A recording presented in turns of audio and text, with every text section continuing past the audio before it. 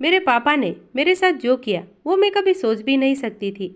मेरा नाम निधि है। मैं अपने पापा की एकलौती बेटी हूँ और हम बहुत ही रईस परिवार से हैं। हमारी एक कंपनी है और पैसों की कोई कमी नहीं है। बचपन से ही मुझे ऐशो आराम की आदत थी। नौकर चाकर और गाड़ियाँ मेरे चारों तरफ रहती थी। मैं अपनी ज़िंदगी बहुत अच्छे से जी रही थी, लेकिन उस एक दिन ने मेरी ज़िंदगी बदल दी। हमारे यहाँ कुछ दिन पहले एक नया ड्राइवर आया था। वह जवान था, लेकिन मुझे पसंद नहीं था, क्योंकि वह ज़्यादा सवाल जवाब पूछता था।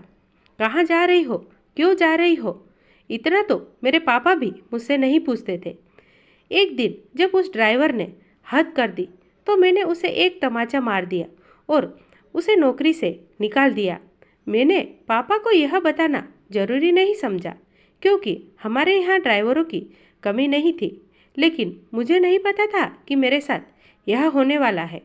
एक दिन सुबह जब मैं उठी तो मेरे कमरे में वही ड्राइवर था। वह इतनी सिक्योरिटी के बीच मेरे कमरे में कैसे आ गया, मुझे समझ नहीं आया। शायद मैंने उसे मारा था, इस बात का बदला लेना चाहता था।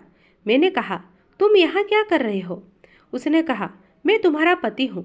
कल रात तुम्हारे पिता ने मेरी शादी तुमसे करवा दी है। मैंने कहा, तुम पागल हो, मेरे पिता तुमसे शादी करवाएंगे? और शादी हो गई, मुझे पता भी नहीं चला। फिर उसने मुझे तस्वीर दिखाई जिनमें हम दोनों मंडप में बैठे थे और मेरे पिता मेरा कन्यादान कर रहे थे। मुझे उस तस्वीर को देखकर भरोसा नहीं हुआ कि मेरे पिता जो मुझे इतना प्यार करते थे, वे मेरी मर्जी के बिना मेरी शादी एक ड्राइवर से करवा सकते हैं। मैं तुरंत अपने पिता के पास गई और कहा, पापा, यह सब क्या है? यह कोई नाटक है? इस ड्राइवर के साथ आपने मेरी शादी करवा दी, वो भी मुझे बेहोश करके। आप ऐसा कैसे कर सकते हैं? पापा ने कहा, मैं मजबूर था। मैंने कहा, मजबूर? इतने बड़े होने के बाद भी इसकी क्या औकात है? हम इसके आगे कैसे मजबूर हो सकते हैं? ड्राइवर ने कहा, जबान संभाल कर बात करो, अब मैं तुम्हारा पति हूँ।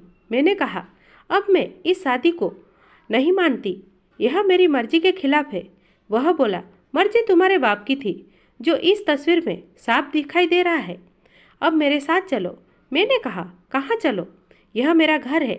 वह बोला, नहीं, तुम मेरी पत्नी हो और अब तुम मेरे साथ रहोगी। अगर नहीं मानी तो यह तस्वीर मीडिया में वायरल हो जाएगी। मेरे पिता चुपचाप खड़े होकर यह तमाशा देख रहे थे। उसने मेरा हाथ जोर से पकड़ा और खींचकर ले जाने लगा। इतनी सारी सिक्योरिटी थी, लेकिन कोई उसे नहीं रोक रहा था। मेरे पिता भी जैसे भूत बन गए थे। वो मुझे अपने घर ले गया। घर नहीं, पिंजरा था, एक छोटा सा कमरा।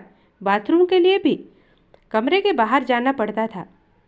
उसने मुझे कहा, यही अब तुम्हारा घर है, यही रहना है और खाना बनाना है। एक थप्पड़ का बदला वह इस तरह लेगा, मुझे पता नहीं था। मैंने कहा, मुझे खाना बनाना नहीं आता है। वह बोला, ठीक है, मैं कहीं और खा लूँगा, तुम भूखी रहो। इतना कहकर वह चला गया।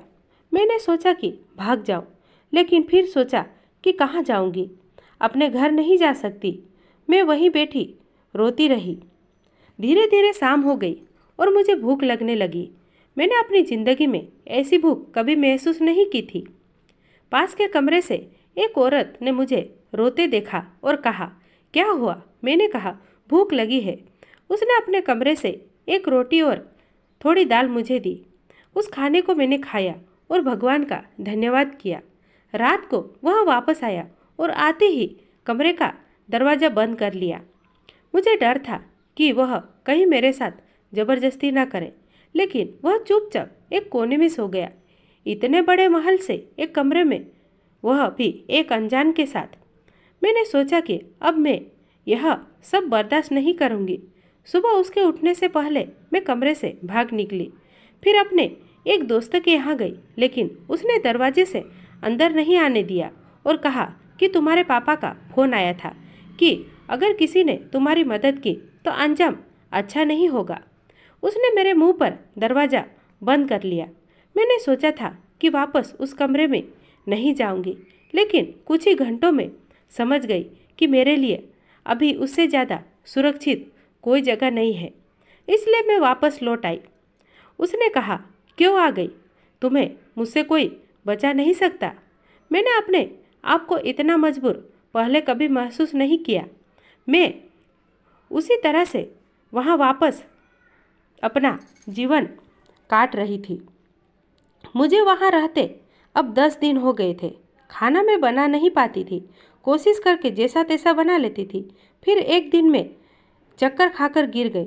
जब मुझे होश आया तो मैं अपने पिता के घर थी। सामने मेरे पापा थे। उन्हें देखकर ही मुझे गुस्सा आ गया। मैंने कहा, आप मुझे यहाँ क्यों लाए? मुझे वहीं मरने देते। पापा ने कहा, निधि मुझे माफ़ कर दो, मैं मजबूर था। उस ड्राइवर ने हमारी कंपनी की कई गोपनीय जानकारी हासिल कर ली थी और हमें ब्लैकमेल कर रहा था। मैंने उसे रोकने की कोशिश की, लेकिन वह बहुत चालाक था। मैंने तुम्हें बचाने के लिए यह कदम उठाया। मैंने कहा, पापा आपने मेरी ज़िंदगी बर्बाद कर दिया। मुझे अब इस झूठे रिश्ते से आज़ादी चाहिए। पापा ने कहा, निधि हम मिलकर इस समस्या का हल निकालेंगे। मुझे माफ़ कर दो और मुझे एक मौका दो। इस घटना ने मेरी ज़िंदगी को बदल दिया और मुझे यह सिखाया कि कभी कभी हमें हालात का सामना करने के लिए कठोर कदम उठाने पड़ते हैं, लेकिन परिवार और रिश्तों की अहमियत हमेशा बनी रहती है। अब मैं अपने पिता के साथ मिलकर अपनी ज़िंदगी को फिर से संवारने की कोशिश कर रही हूँ। उम्मीद है कि आप सभी को यह कहानी पसंद आई होगी। तो प्लीज़ आप अपना प्यारा सा कमेंट बॉक्स में लिखकर ज़रूर बताएगा। कल फिर मुलाकात होगी ऐसी ही एक और नई कहानी के साथ।